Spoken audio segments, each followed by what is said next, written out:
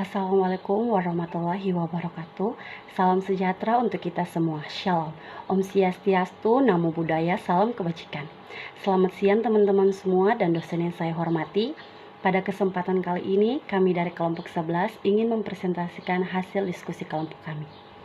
Namun sebelumnya ada pepatah yang mengatakan, tak kenal maka tak sayang. Maka untuk itu, izinkan saya dan teman-teman kelompok saya memperkenalkan diri.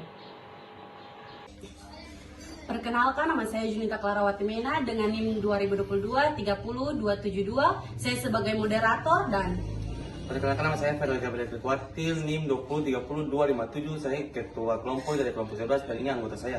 Perkenalkan, nama saya Refrino Tumuri dengan NIM 2022-30231. Perkenalkan, nama saya Nofrit Valentino Tanate dengan NIM 2022-30419.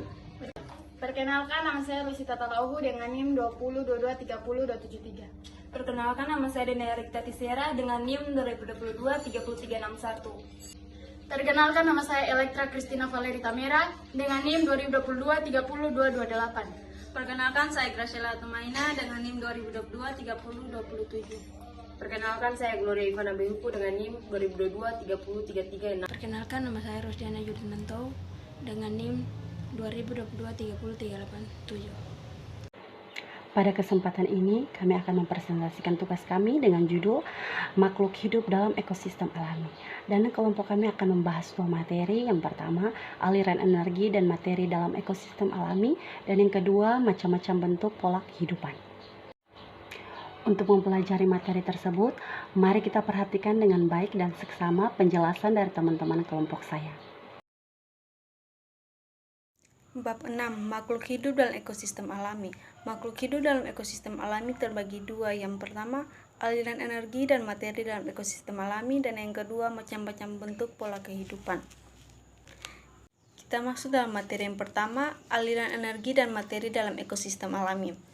Yang pertama, aliran energi.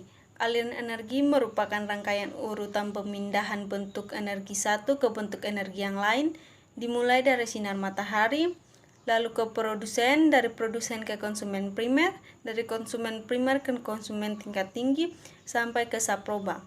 Aliran energi juga dapat diartikan sebagai pemindahan energi dari satu tingkat ke tingkat yang lain. Teman-teman, saya akan menjelaskan sedikit tentang aliran energi dan materi dalam ekosistem alami. Jadi, aliran energi itu merupakan suatu urutan perpindahan bentuk energi satu ke bentuk energi yang lainnya untuk mendapatkan sebuah energi. Kemudian tenaga atau energi itu sangat dibutuhkan oleh seluruh organisasi untuk melakukan suatu atau aktivitas yang dilakukan dalam kehidupan sehari-hari.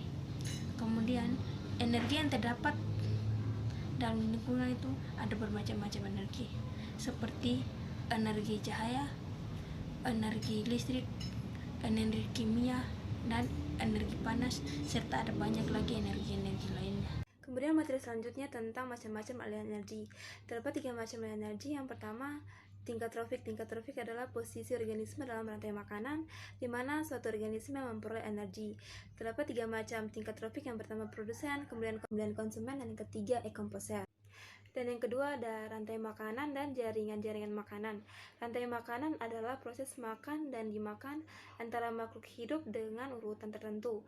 Kemudian jaringan-jaringan makanan adalah kumpulan dari rantai makanan yang saling berhubungan dan membentuk skema mirip jaring. Dan yang ketiga ada siklus biokimia. Siklus biokimia adalah perpindahan senyawa kimia dari lingkungan ekosistem sebagai komponen abiotik ke tubuh organisme sebagai komponen biotik, lalu dikembalikan lagi ke komponen abiotik. Terima kasih atas kesempatan kepada saya untuk melanjutkan presentasi ini. Di sini saya akan membahas mengenai proses aliran energi dan ekosistem. Aliran energi dan ekosistem mengalami berbagai proses. Yang pertama, energi masuk ke dalam tumbuhan berupa energi matahari, tetapi tidak semua energi matahari digunakan oleh tumbuhan untuk berfotosintesis. Yang kedua, energi yang disimpan berupa materi tumbuhan mungkin dilakukan melalui rantai makanan dan jaringan-jaringan makanan, melalui herbivora dan detrivora. Yang ketiga, apabila materi tumbuhan dikonsumsi, maka akan disimpan dalam sistem dan selanjutnya akan diteruskan ke pengurai atau diekspor ke pengurai. Keempat adalah organisme-organisme pada setiap konsumen, juga pada setiap tingkat pengurai, memanfaatkan energi untuk pernafasannya, sehingga terlepas sejumlah panas keluar dari ekosistem. Kelima, dikarenakan ekosistem adalah sistem terbuka, maka mungkin beberapa materi organik akan dikeluarkan menyeberang dari batas sistem. Terima kasih. Teman-teman, materi saya tentang macam-macam bentuk pola kehidupan makhluk hidup dengan lingkungan tertentu membentuk pola kehidupan yang khas, sehingga ditemukan berbagai pola kehidupan dengan khas masing-masing. Adanya perbedaan lingkungan menyebabkan timbulnya berbagai pola kehidupan. Pola kehidupan dapat dibagi menjadi 3 bagian. Yang pertama, pola kehidupan di darat. Faktor-faktor yang mempengaruhi pola kehidupan di darat antara lain yang pertama adalah faktor keadaan tanah, yang kedua suhu, yang ketiga angin, yang keempat kelembapan udara, yang kelima curah hujan, dan yang keenam pancaran sinar matahari. Dan pada pola kehidupan di darat ini dapat mengalami perubahan musim. Misalnya pada waktu musim hujan, kelembapan udara cukup tinggi sehingga membuat tanah menjadi basah dan tumbuhan yang hidup di situ menjadi subur. Dan pada musim kemarau, kelembapan udara turun sehingga membuat tumbuhan mati. Terima kasih. B. Pola kehidupan di air. Lingkungan hidup di air dapat dibedakan menjadi 1. Lingkungan air tawar, yaitu sungai, rawa, kolam, parit. 2. Lingkungan air asin, yaitu laut. Dan 3. Lingkungan air payau, yaitu danau air tawar.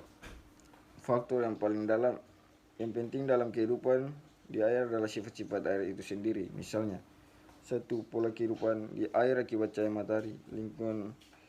Lingkungan air yang tembus cahaya matahari mengakibatkan tumbuhan hijau sebagai produsen dapat mengadakan proses fotosintesis. Proses fotosintesis menghasilkan zat makanan yang berguna bagi tumbuhan air dan merupakan sumber makanan bagi makhluk hidup lainnya di dalam air. Lingkungan air yang dalam tidak tembus cahaya matahari merupakan daerah yang tidak ada produsen, sehingga hewan yang hidup adalah pemangsa dan pengurai yang dapat makanan dari bahan-bahan yang mengendap di dasarnya. 2. Pola kehidupan di air akibat zat-zat pelarut. Limbah-limbah industri yang terlarut di dalam air mengakibatkan produsen dalam air tidak berkembang sehingga ikan-ikan kekurangan makanan dan akhirnya mati. Penumpukan sering dilakukan dalam kolam ikan agar tumbuhan air sebagai produsen tumbuh subur sehingga makhluk hidup di dalam air tidak kekurangan makanan. 3. Pola kehidupan di air akibat gaya tekan ke atas. Karena adanya gaya tekan ke atas oleh air berlainan pada tiap kedalaman air, maka hewan yang hidup di daerah dasar berlainan jenisnya dengan yang hidup di daerah permukaan. 4. Pola kehidupan di air akibat perubahan suhu. Suhu yang mudah berubah-ubah dapat mempengaruhi kehidupan di dalam air, baik untuk produsen maupun untuk makhluk hidup lainnya. Pola kehidupan di dalam air di semua lingkungan sebenarnya sama, hanya jenis makhluk hidupnya yang berbeda. Hal ini disebabkan oleh sifat khas masing-masing lingkungan air tersebut. Faktor yang penting dalam kehidupan di air adalah sifat-sifat itu sendiri. Yang pertama, pola kehidupan di air akibat cahaya matahari. Yang kedua, pola kehidupan air akibat zat-zat pelarut. Yang ketiga, pola kehidupan di air akibat dari gaya tekanan ke atas. Yang keempat, pola kehidupan air atau perubahan suhu.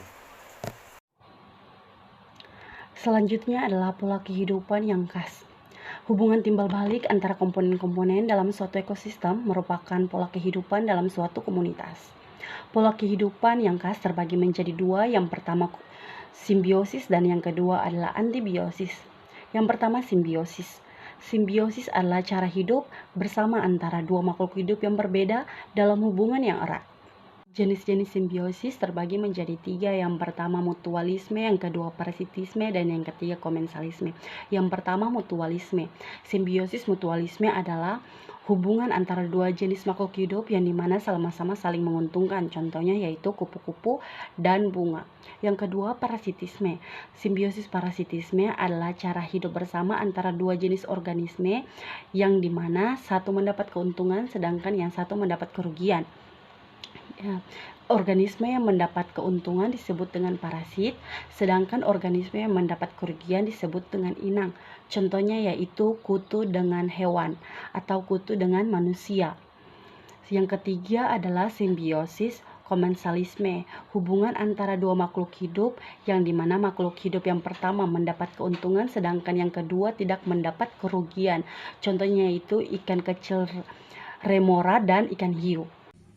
2. Antibiosis. Antibiosis adalah persekutuan hidup antara dua jenis makhluk hidup. Yang satu menghambat kehidupan makhluk hidup lainnya. Misalnya, penicillium dengan jamur dan bakteri tertentu. Penicillium dapat menghasilkan penisilin dan menghambat pertumbuhan jamur dan bakteri tertentu.